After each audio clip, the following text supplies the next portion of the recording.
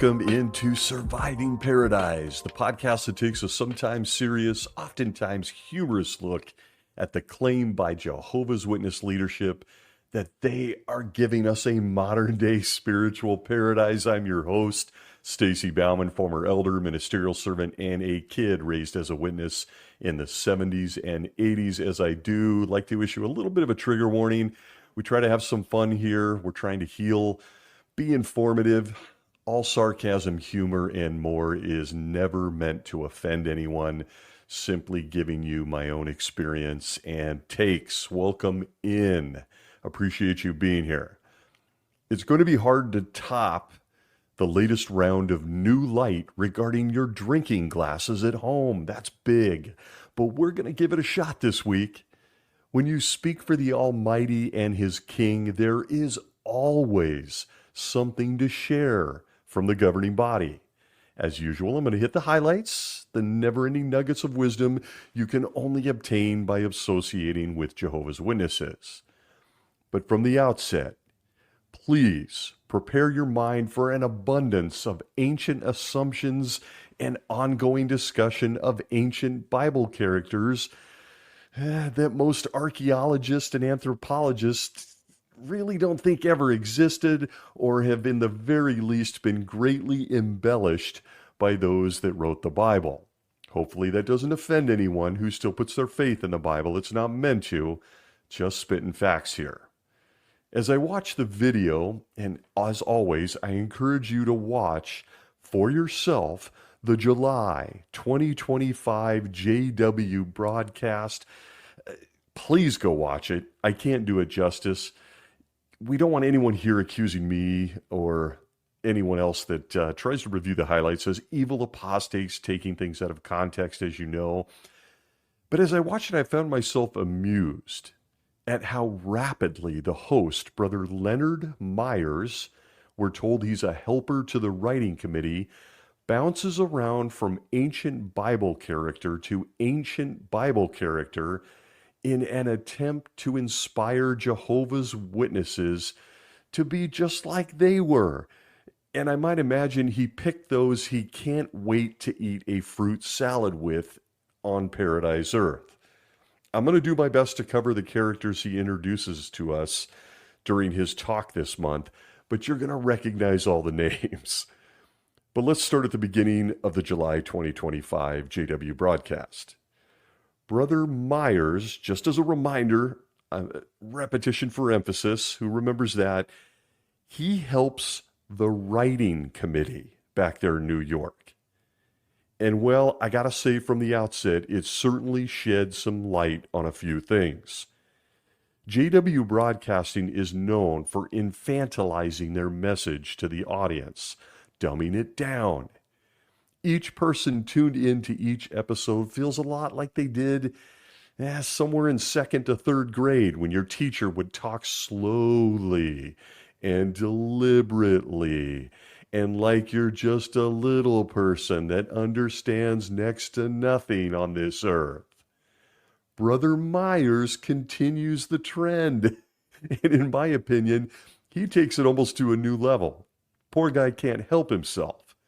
And within seconds of tuning in, I understand why the Watchtower and its many publications are so incredibly dumbed down the last 15 years. Is this one of the guys helping to write the literature? Yeah, it is. And well, I'm not 1 minute in, and it explains why the literature is all built on a third grade reading level. It's honestly embarrassing. They all do it, but for some reason, he really smacked me in the face with this episode. A faithful slave feeding Jehovah's Witnesses a bunch of baby food. And I found myself wondering if he was part of the decision to study the children's book, My Book of Bible Stories, at the meetings starting this month. It's already begun for Jehovah's Witnesses. Ooh, very deep. Brother Myers starts this episode in deep fashion. You might be dealing with crippling anxiety about the last days, or maybe you've tragically lost someone you love in death, or maybe by shunning, or you're starting to have doubts that Jehovah cares about clinking glasses. But Brother Myers is here to make you feel better, and he starts strong. From the beginning, he tells us this month's broadcast is going to be all about faith. We will hear from 3 different people why we shouldn't be afraid to start Bible studies, and we will even get a new music video for young people. 45 years after Satan was doing the exact same thing for MTV. Remember that? Never too late to the party, though, governing body. Thank you. But no worries, Jehovah finally decided to fight fire with fire, and he is now producing videos, music videos for kids. I'm sure you can't wait. Wait till you see it or hear it. But Brother Myers introduces JW Broadcasting for 2025 by saying the following, quote, "Old Faithful is the name of a geyser in Yellowstone National Park in the United States.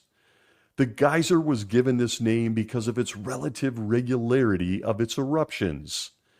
Today, it erupts thousands of liters or gallons of boiling water about every 90 minutes on average. After Old Faithful erupts, the timing of its next eruption can be predicted about 90% of the time, within a 10-minute variation. And it's not even the most regular geyser in the park. Isn't that amazing?" End quote. I'm just bowled over by Brother Myers. It's going to be obvious. And thank you for including the different standards of measurement for those that don't use the American measurement system. Caught that? And well, here we are. Yeah, Old Faithful Geyser. Got it. I just can't imagine where this is going.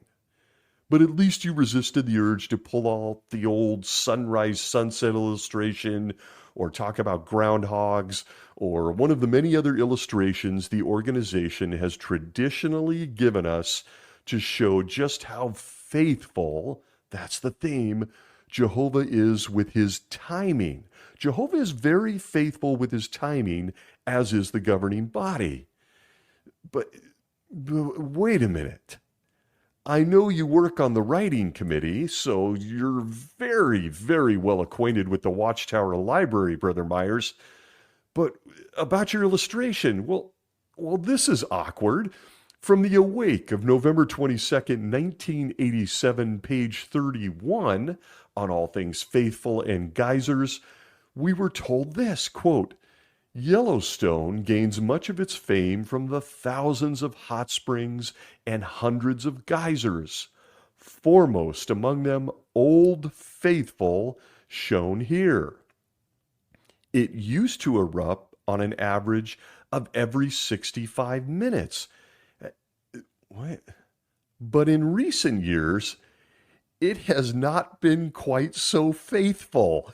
End quote. Wait a minute. I thought we were talking about faithfulness. It's not that faithful? Oh, no. Wait a minute. Does this undermine Brother Myers' entire talk? Does he have time to scrap the geyser illustration he led with? One quick search in his library shows that Old Faithful ain't so faithful after all. Oh, no, Brother Myers. But wait, on second thought, the illustration of a geyser that isn't very faithful and that people should not depend upon, and where I think you may be going with this talk this month, might just actually be the perfect illustration. Oh boy, let's find out. He continues by saying, quote, "It shouldn't surprise us that the word faithful is applied to inanimate things, since we see faithfulness and dependability in a creation," end quote. It doesn't take him long to go to the solar system, the moon, orbits, and stuff to show faithfulness in design and nature. But here it comes, folks. Quote, "We especially appreciate people who make faithfulness their way of life. Such individuals are reliable, dependable, and trustworthy, end quote. Oh no. Is he about to do what I think he's about to do? He then does the unthinkable. He takes the audience to 1 Corinthians 4:2, which says, quote, "In this regard, what is expected of stewards is that they be found faithful," end quote. And with that, I just have to say this is just getting boring and far too easy. Far too easy. He hones in and focuses on the word steward and tells us what a heavy responsibility that must be. I wonder who he could be talking about. Then he says, quote, "A steward may have many fine qualities and abilities, yet none of them would matter if he was irresponsible, disloyal, and unfaithful to his master. Faithfulness is essential to be an effective and successful steward. As true Christians, we must prove ourselves faithful and trustworthy," end quote. And with that, I'm here to say the episode is off to a strong start. We just got the definition of a steward. The admission that anyone in a position of responsibility, a steward, or dare I say, a faithful and very discreet slave, must never act irresponsibly, disloyal, or unfaithfully. Did you hear what he said? Do you agree? Before I go a second more into this broadcast, I think it's very important to define the word faithful. Let's break it down and get really simple here. What is the definition of the word faithful as recognized by most of planet Earth? See if anything jumps out at you here. From the Oxford Language Dictionary, we are told, quote, "Faithful means remaining loyal and steadfast, true to the facts or the original," end quote. From dictionary.com, we are told faithful means, quote, "true to one's word, promises, vows, etc., steady in allegiance or affection, loyal, constant, reliable, trusted, or believed, strict or thorough in the performance of duty, adhering or true to fact, a standard or an original, accurate," end quote. That's what faithful means. How about one more? From Webster's 1828 dictionary, quote, "firm in adherence to the truth and to the duties of religion, observant of compact treaties, contracts, vows, or other engagement, true to one's word, constant, not fickle," end quote. The definition of faithful, even as Brother Myers is going to tell us what it means, and he's already gone right to the top in reference to stewards. And from this point forward in the July 2025 JW broadcast, I'm going to believe that Brother Myers drew the short stick based on the meaning of faithful. How would you like to give a talk on this organization and what it means to be faithful? Is he kidding?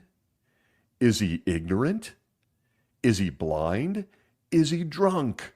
We don't know. The July 2025 broadcast is an episode showing Jehovah's Witnesses how to be faithful, with apparently zero consideration to what that means or the character traits of the very steward organization and guys leading it, telling them how to do it. The very same month they admitted they haven't been faithful about the life-altering practice of toasting. the very same month. They haven't even been faithful about toasting. But here we are. Let's continue to see what nuggets of wisdom he has for us. The next comments are some of my favorites. He says this, quote, "How does Jehovah feel about faithfulness? The same way as King David did." End quote. Wait a minute. What? Wait a second. As in the guy that was unfaithful and ordered a census, then when he was getting punished, he decided to have 70,000 other innocent people killed because of his personal unfaithfulness? That King David? Wait a minute. Jehovah feels the same way as that King David? What? It was Jehovah that agreed with the decision and killed the 70,000. He unleashed a 3-day plague on a bunch of people who had no clue David was being unfaithful. Brother Myers, what? The same King David that had the Ark of the Covenant moved on a wagon? Something Jehovah said he should never do. And when it started to fall off the wagon, some guy named Uzzah gets killed for just trying to steady it? That King David? Faithful indeed. Or maybe Brother Myers is referring to that time David was watching another guy's wife take a bath. He assaults her and has her husband killed. Then the resulting baby, he knocked her up, is killed by the very faithful Jehovah? Because he's like David? Yeah. Jehovah and David are very faithful indeed. They are faithfully getting innocent people killed on the regular in the Bible. All the time, many places. Brother Myers of the writing committee, have you considered doing your homework before you ever help them write an article again? You've got this whole book and you chose King David, Jehovah, and the people he killed for David. Really, of all the characters in the Bible to explain what it means to be faithful? Call me crazy, but I suggest a certain celibate 500-year-old boat builder who somehow had the energy to collect the animal kingdom, preach in his spare time, and avoid the advances of his wife? I'm genuinely surprised Brother Myers didn't lean into my guy Noah right here. They do it a lot. But I guess that time Noah got drunk and naked might have been a problem. That wasn't very faithful, right? So let's go with King David when explaining faithfulness. He quotes David's words at Psalms 101:6, which say, quote, "I will look to the faithful ones of the earth so that they dwell with me," end quote. Ah, yes, King David, Jehovah's Witnesses in 2025, and what it means to be faithful. Incidentally, the same King David that just said he wanted to surround himself with other faithful people, well, he had some interesting solutions for those that didn't make the cut. If you look at 1 Samuel 27:9 of the New World Translation, we're told the very faithful David did this, quote, "When David would attack the land, he preserved neither man nor woman alive, but he took the flocks, herds, donkeys, camels, and clothing, after which he would return to Achish," end quote. What a faithful guy. Killing men and women and children, taking their animals and their clothes. What a man of faith. He certainly was consistent, wasn't he? Brother Myers goes on to say that the theme of this JW broadcast is for Jehovah's Witnesses to make faithfulness their way of life. However, I'd at this point like to issue a quick disclaimer on Brother Myers' behalf. Even as a mentally diseased apostate, please And I do mean, please don't ever be like King David. And that includes hurling rocks at anyone over 6'5", okay? There's just never a good time to be quite as faithful as King David. He opens with telling us that he's going to teach us all about faithfulness. In a stunning reversal, the guy that opened this broadcast telling us about Old Faithful the Geyser then says it's a fitting symbol of humans because geysers continue to erupt, but they do so unpredictably. Wait a minute, what? The whole point you used Old Faithful. You said it was a great symbol of faithfulness. It could be relied upon, and you called it amazing in your opening comments. But minutes later, it's not so hot? Does he understand illustrations? Is this the guy you really want on the writing committee? Excuse me. He goes on to say that a geyser would be a bad representation of Jehovah's faithfulness. I'm confused. Is anybody else? He says Jehovah is actually more like the sun and the moon. And there it is. I knew he'd get there eventually. And it's here that I realize this episode is really going to touch a nerve with me. It's going to focus on subject matter that was always very troubling to me as a Jehovah's Witness. I have past episodes on giving Jehovah a personality test. Go check it out if you're interested. I've got past episodes on Jehovah's volatile personality. But Brother Myers isn't going to talk about that. He just quotes Moses. Now Moses has entered the chat, and he says, quote, Jehovah is never unjust, end quote. Well, okay, wait a minute. Jehovah's never unjust? You lost me at the Old Faithful Geyser. It's great. It's not so great. Wait a minute. Jehovah's not unjust? Unless you consider the fact that Jehovah oversees this organization and believes shunning children or family members is a good idea. That's pretty just, right? Or that children can be harmed within its kingdom halls, and unless there's two witnesses there to see them being harmed, those kids can just suffer with it in silence the rest of their lives. And don't tell the police. Don't do that.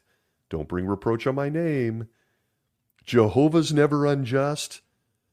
Or that time, or should I say times, many times, Jehovah has let Jehovah's Witnesses believe in doctrines, then just said, psych, I'm going to now drop some new light on you. You were wrong all along. Sorry about what that did to your life and family. I was just watching you as you were believing and teaching the wrong things for decades. But I'm never unjust. I'm just not sure Brother Myers has a good grasp on what it means to be just or faithful. But he's going to teach us anyway this month. Isn't that great? Enter his example of Moses. Where he came from, don't know. He showed up. He talks about the Red Sea, the 40-year wilderness journey, and of course the Promised Land. And folks, listen, if you're interested in this sort of thing, archaeologists, anthropologists, and even historians are mostly in agreement that Moses is very likely a fictional character, and that the Exodus likely never happened. There is zero proof of it anywhere. I encourage you to research that. But take a long look as you're researching it, since he's talking about Moses, at the Mesopotamian birth legend of Sargon. Take a look at that while you're at it. See if you notice anything. No references to Moses appear in any Egyptian sources prior to the 4th century BCE, long after he is believed to have lived according to their beliefs. So I'm going to leave Moses alone today. It deserves an entire episode, but hot damn, I'm excited about what Brother Myers says next. He doesn't want to stick with Moses and King David. He wants to talk to us about Moses' successor, Joshua. Man, we are making a rambling travel through the greatest characters of the Old Testament. Joshua's on task. Here we go. From the beginning, let me get this out of the way. No disrespect for those that believe the Bible as an accurate history book written by God. Everyone has a right to their beliefs. But here are the facts. There is a lack of independent extra-biblical evidence to support the conquest of Canaan as described in the book of Joshua. There's nothing. And we're talking about a lot of wars and burned out cities. Archaeological findings from the time period of the supposed conquest often even contradict the biblical narrative, with evidence of destruction and settlement patterns and trips and more not matching the biblical account at all. Some scholars even suggest that the book of Joshua was written during or after the Babylonian exile, serving as a form of nationalistic propaganda to reinforce claims to the land of Israel. In other words, in modern times, think Superman or Captain America, and you got Joshua.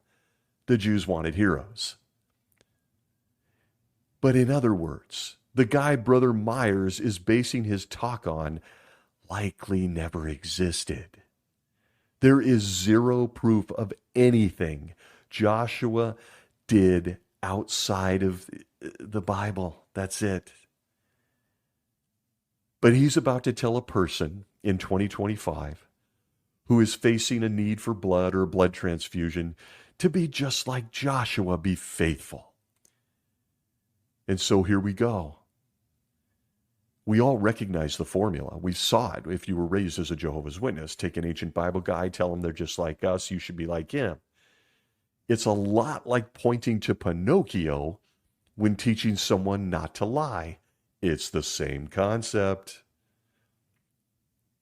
None of this stops the governing body from bringing these biblical characters to life and making endless suppositions about them as people, as if they know them. Brother Myers rambles on about Joshua growing up in Egypt. Growing up in Egypt? Really? How do you even know? And how he was undoubtedly, evidently, apparently, those are the words, an eyewitness to Jehovah fighting for his people. He saw Jericho tumble, the sun stand still, and nations defeated because, quote, the faithful God was fighting for Israel. End quote. There's that faithful thing again. Incidentally, he just doesn't fight for Jehovah's Witness kids today or those witnesses rotting in prisons for this organization. It's odd. It's odd. Very interested in Joshua and Jericho, not as interested as Jehovah's Witnesses in 2025.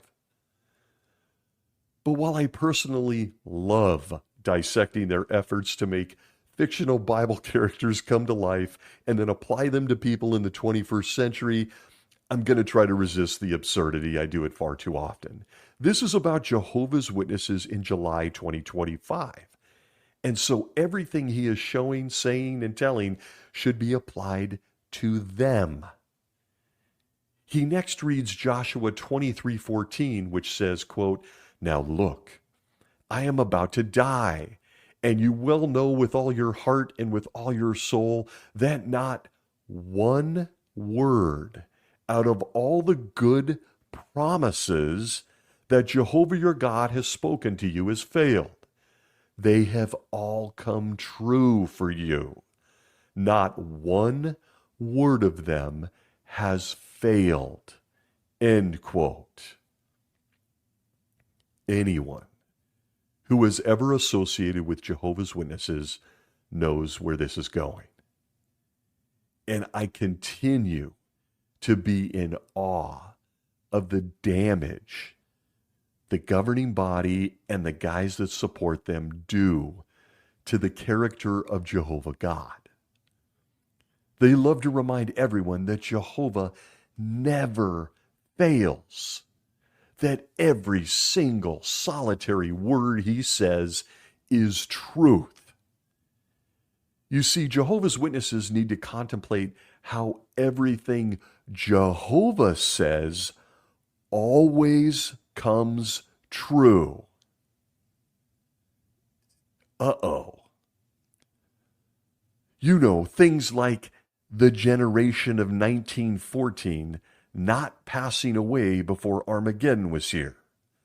Or you remember how bad it was to offer a toast at a wedding just 2 weeks ago. But not anymore. Not anymore. It's okay now.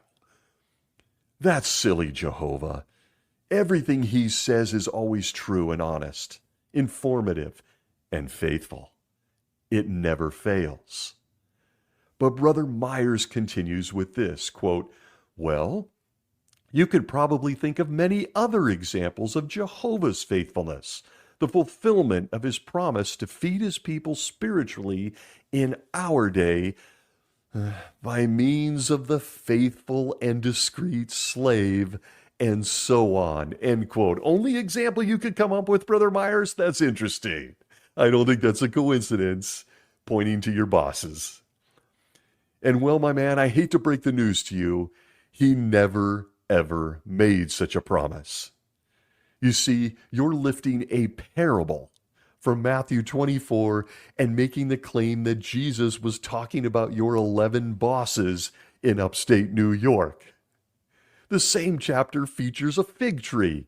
But does that have to do with you too? Are you guys fig trees? It even mentions by guy Noah, because he was one of Jesus' favorites too.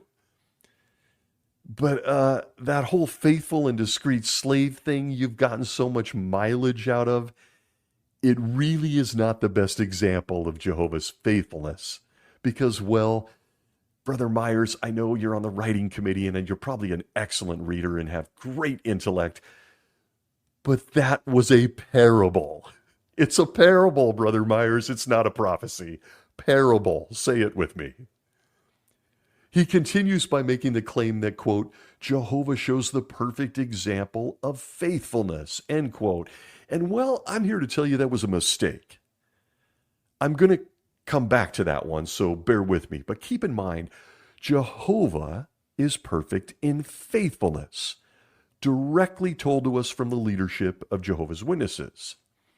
He then, on the worldwide tour of the Old Testament, he bounces to Daniel and his 3 Hebrew companions as he takes us on this whirlwind ride through every character he can think of.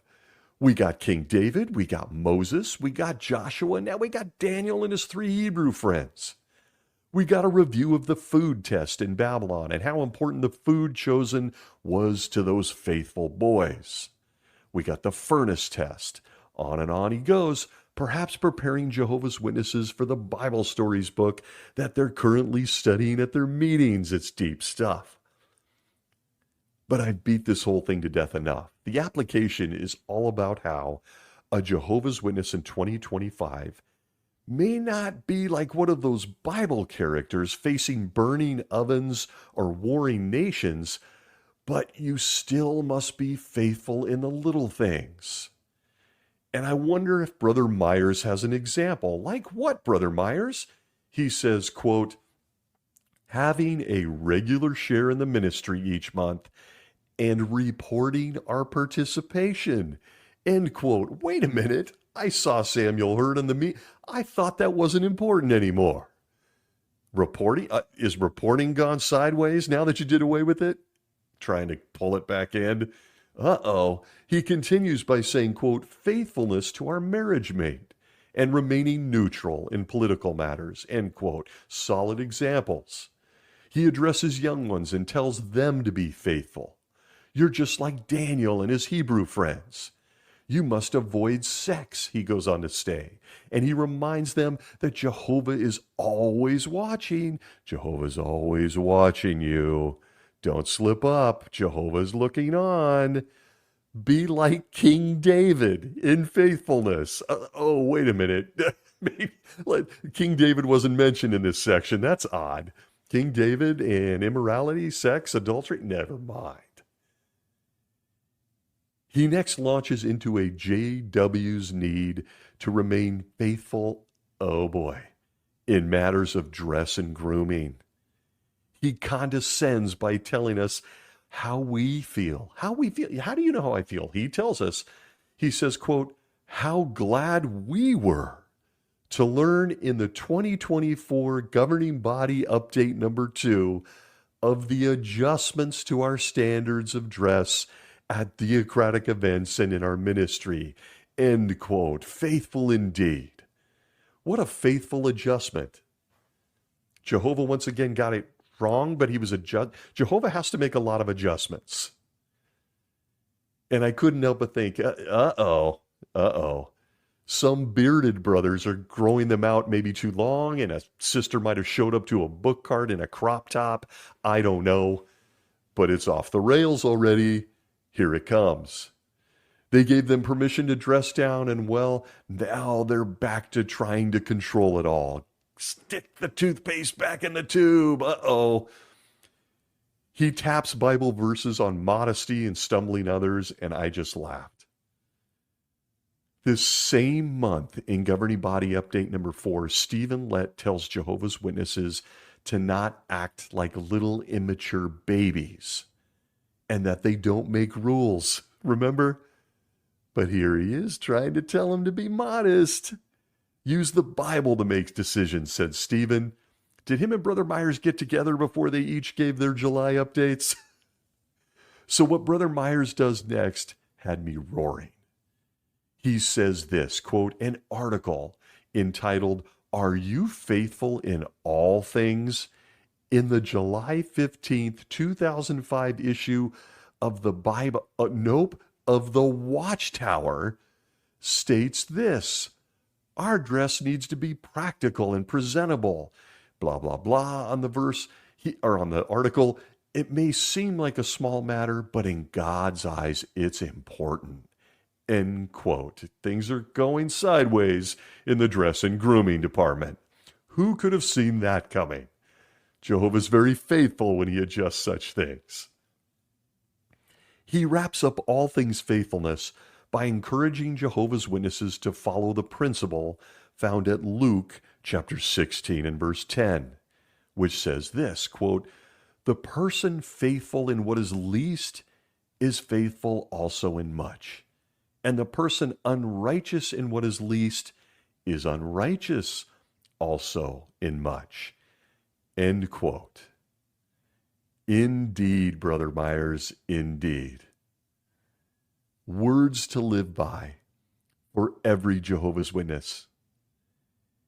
And I'm sure that all of us will agree that no one sets the tone for being faithful in both little and big things is the very men that Jesus chose to run his organization on earth, the governing body, right?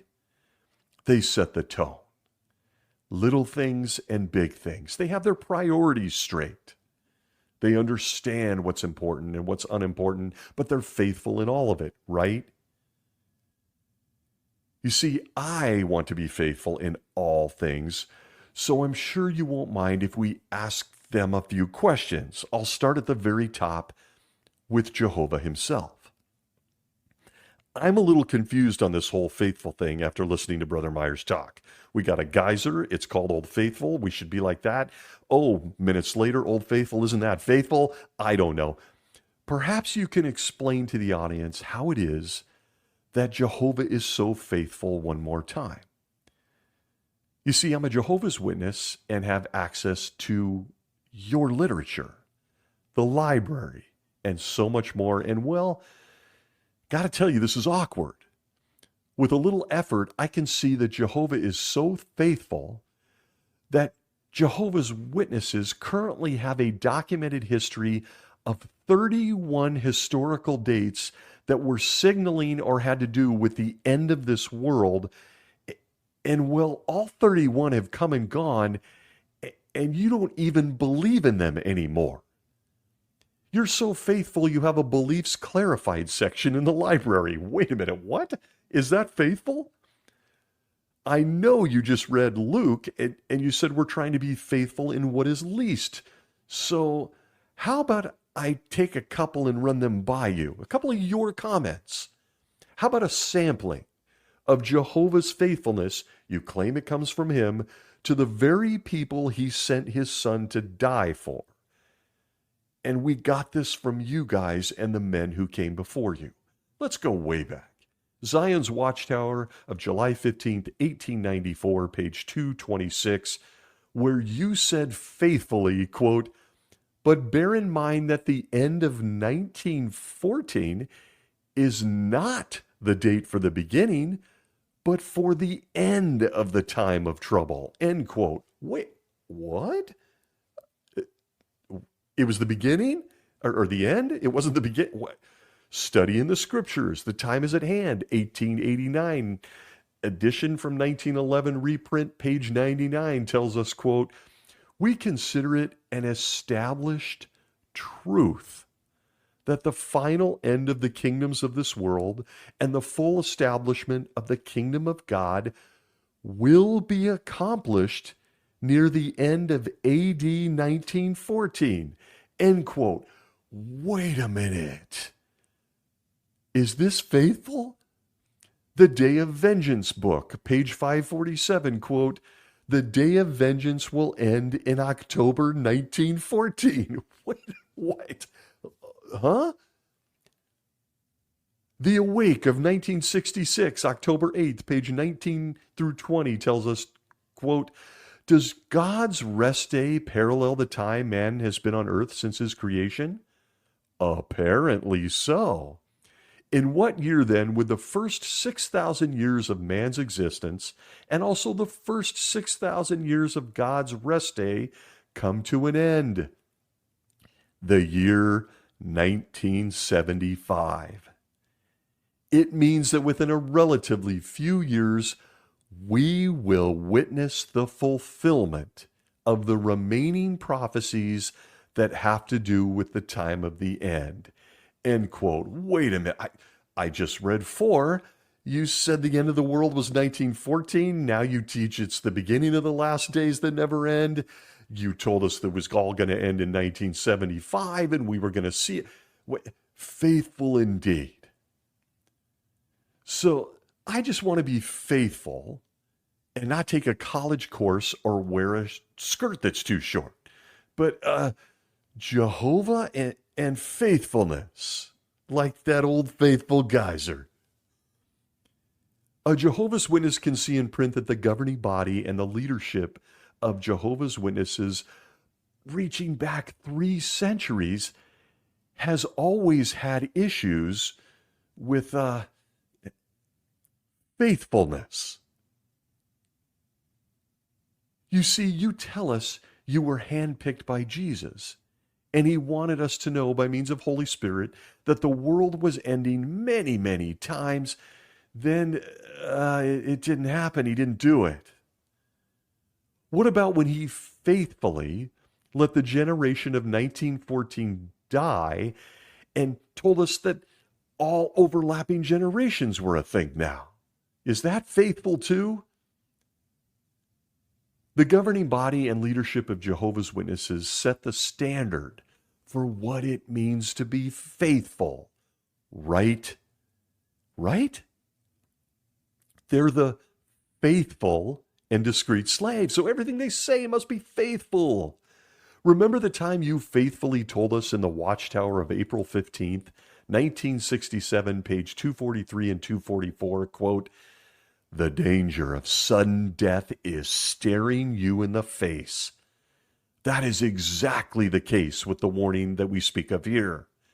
And there are reasons why it can truly be said to be the most urgent warning ever given. It is to come within the generation that has already seen 2 world wars, and it is only a few short years ahead of us. End quote. There's that faithful slave, 1967, and ladies and gentlemen, that generation is dead. And it has been a few years. It's been quite a few years. And at this point, I said, on second thought, you guys really are a lot like the faithful King David. Excellent example. We should all hide our wives, our kids, and our pets from you too. Hide them. Brother Myers, do we have time to consider some of the other information that the faithful and discreet slave has given us over the years? They faithfully adhere to high standards. They're the pinnacle. Standards where faithfulness can even include well, lying to people. Seems very faithful. From the Watchtower of 1960, June 1st, pages 351 and 352, the faithful slave said this, quote, "We must tell the truth to one who is entitled to know. But if one is not entitled, we may be evasive." I wonder if they practice this. Back to the quote, "Thus, the scriptures show that for the purpose of protecting the interests of God's cause, it is proper to hide the truth from God's enemies." End quote. And even as I read that, I thought, that apparently includes children. Hide the truth from children. Lie to them. Remember, according to Stephen Lett of the governing body, children are little enemies of God.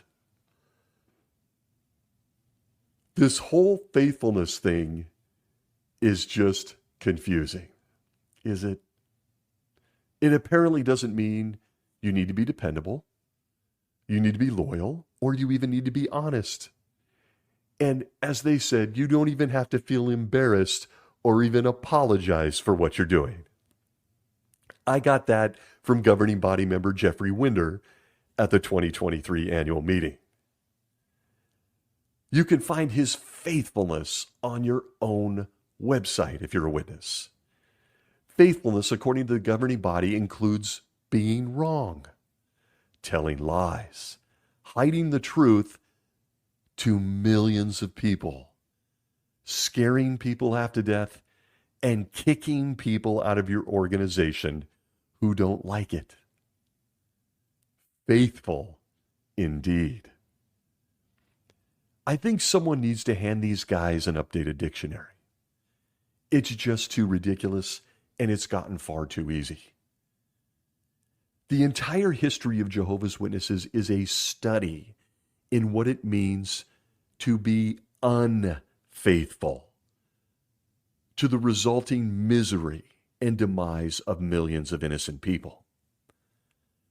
I don't know how anyone can listen to these guys talk about faithfulness.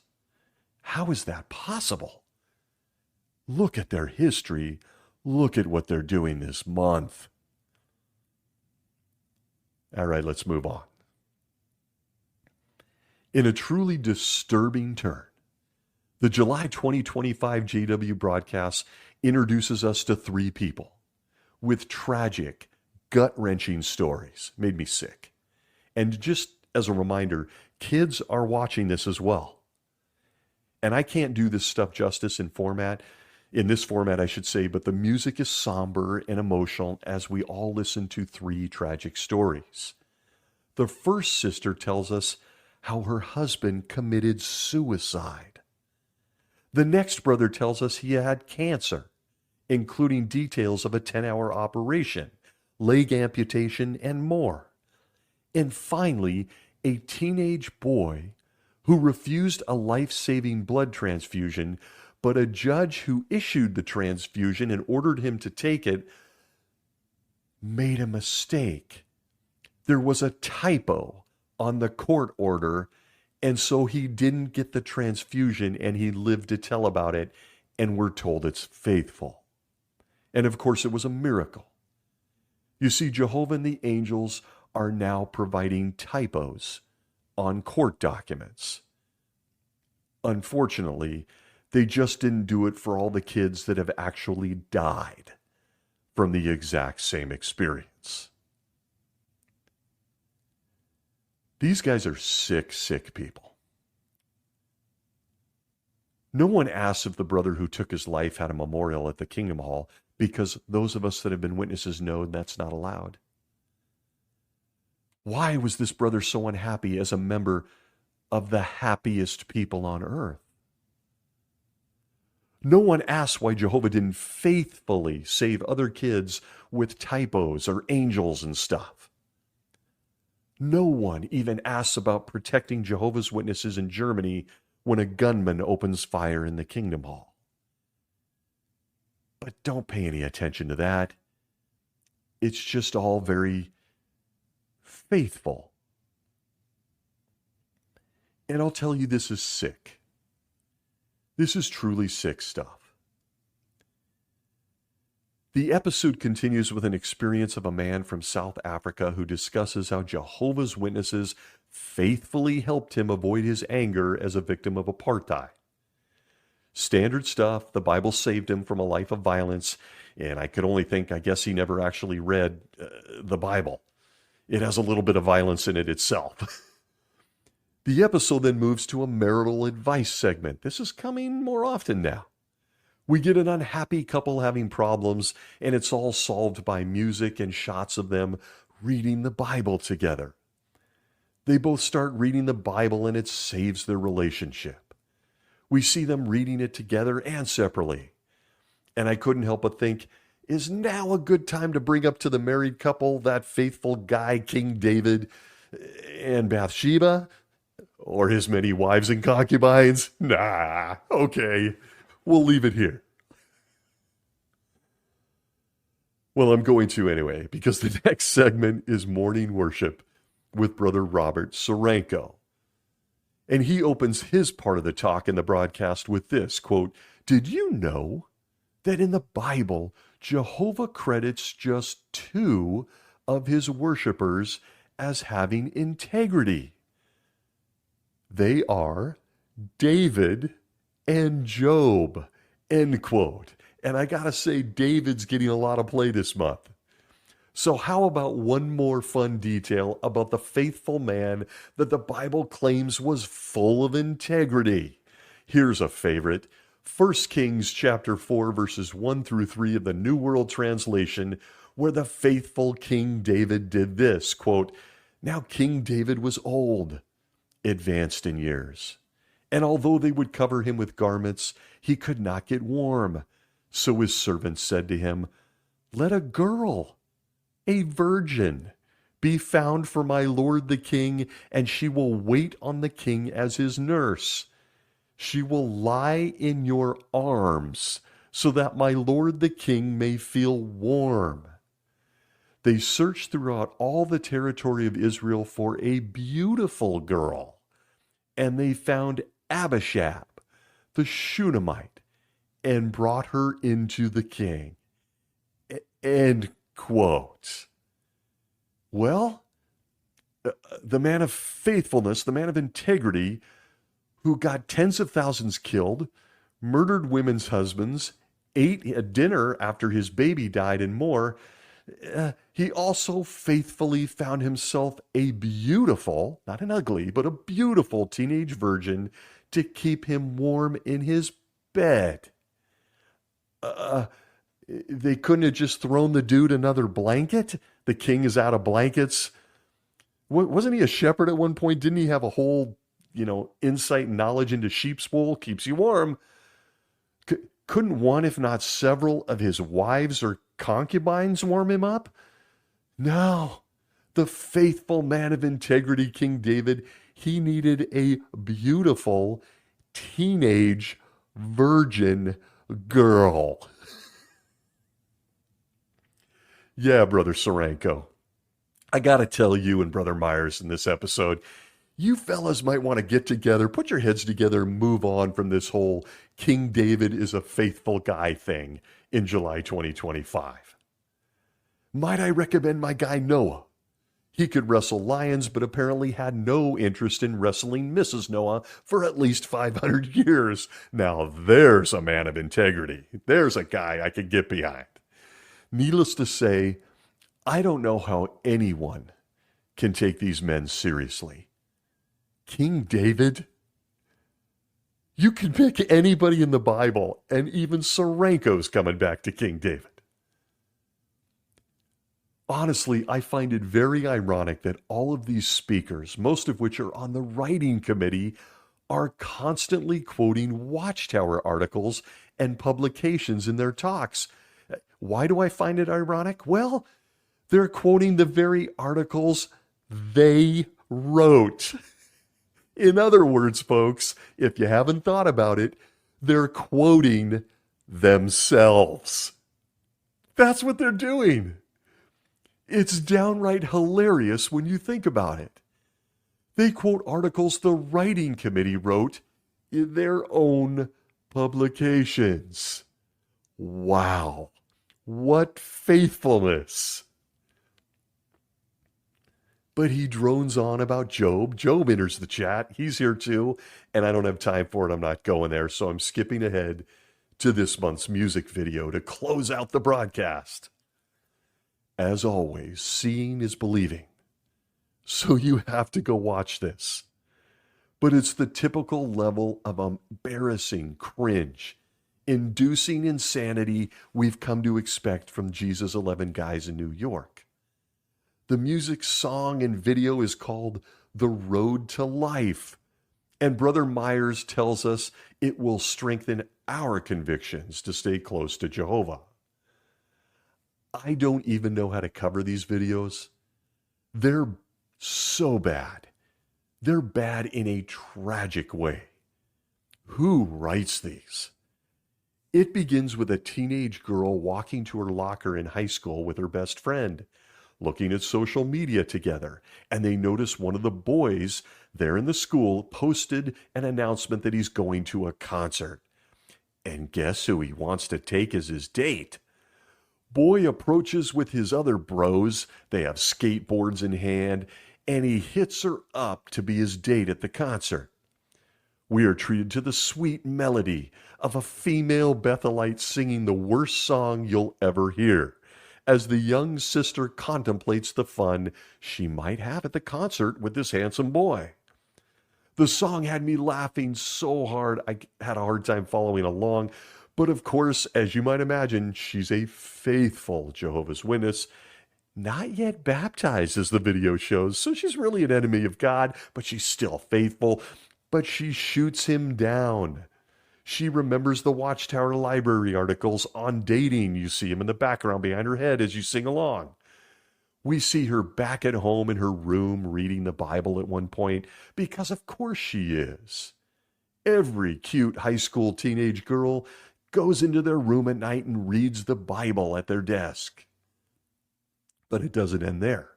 The song jingles on. Her teacher tempts her with college. She dreams for a moment of a degree and a shot of her with her arms filled with shopping bags, because all college graduates make millions and shop at Gucci, according to the governing body. It's in the video. She goes to coffee with mom. They dream. Yes, they dream as the music flows about preaching. It's a dream life. And they leave the college pamphlet on the coffee shop table for some poor barista to throw away. Doesn't matter. We're treated to such lyrics as this, quote, "With his word I know the way to go. Jehovah's with me all the way I know. So I will keep myself on this road to life," end quote. Some brother in this department had a secret dream of playing the trumpet, because in enters some really weird trumpet solo set to shots of the young sister pioneering, laboring at building projects and stacking boxes at a disaster relief location. Not kidding. But wait. Just as you're swept away in the music and singing along, she's back in front of a book cart. And would you look at this? That best friend from high school that she was talking to and looking at Instagram with walks up to the cart, and she accepts a Bible study. They show the friend getting baptized, and a video MTV can only be jealous of ends with the sister, her best friend, and her mom walking around together in paradise. La la la la la. The song continues. But just as I hit pause and I gathered my breath watching this, I was hit with an image that made this miserable July 2025 JW broadcast worth every second of my time. As the video ends and the music fades, we are treated to two boys waving from atop their pet elephants in paradise. Yes, The boys on their pet elephants ride off into the sunset, on to live forever with their elephants. And I couldn't wait to visit a book cart after listening to this. Thank God this sister didn't go to that concert in high school, huh? Thank God. What would have happened to her life? And I couldn't help but think in that moment, damn, those two boys should really go find and thank my guy Noah there in paradise. No Noah, no pet elephants. But that's how the video ends. Welcome to the faithful and discreet slave. And that's it for this broadcast. They do a very brief visit to a Samoan congregation of 21 people, and with that, Jehovah's Witnesses have been spiritually fed better than any other people on earth in July. And I'll say it here and now. This stuff, JW broadcasting and the music videos, would have had me questioning my entire life if I was still a Jehovah's Witness. These are so pathetic. And I'm not kidding, this would have probably jolted me. Despite having a pretty good understanding of cognitive dissonance, I just don't know how Jehovah's Witnesses are taking this seriously anymore. And then I thought, well, I guess my answer is probably a simple one. Most Jehovah's Witnesses probably don't even watch JW broadcasting. Most of them don't. Apostates watch it more. But again, the message was clear. Live a life of faithfulness, people. Faithfulness. Faithfulness to an organization that has a 100% documented failure rate on any and all of their predictions. An organization that used to condemn televangelism and music videos and now does nothing but. On and on I could go every week, but I'm stopping. Whatever the case, the governing body is setting the tone for Jehovah's Witnesses. Faithfulness is a mask for obedience to them. And one thing is for certain. The governing body themselves are outstanding examples of faithfulness. They are just like the old faithful geyser mentioned by Brother Myers to kick off this broadcast. They have semi-faithfully been showing up lying, failing, and duping Jehovah's Witnesses since the late 1800s. Oh, and one more thing about Old Faithful that Brother Myers neglected to mention. The water in Old Faithful erupts at 204 degrees Fahrenheit. If you stand too close to the faithful, you're going to get burned. I want to thank you for joining me this week, wherever you may be. Be well.